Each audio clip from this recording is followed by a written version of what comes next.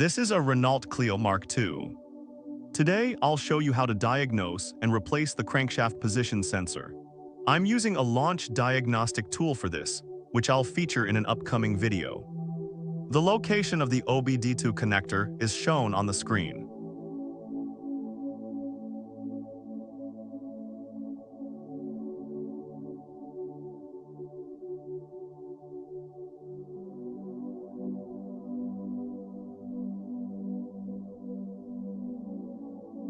This is an older generation 1.2-liter petrol engine.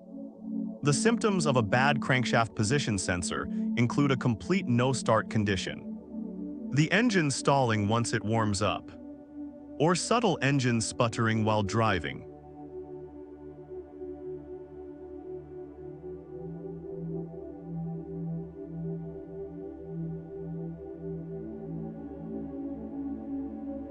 When we scanned the engine control unit, we found a few fault codes. The most important one for us is the flywheel signal sensor fault. Now let's move on to replacing the sensor itself.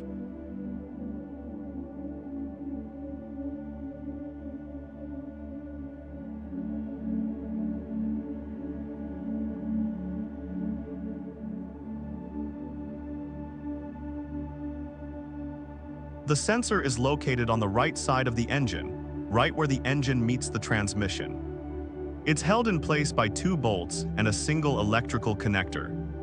Replacing the sensor is very straightforward.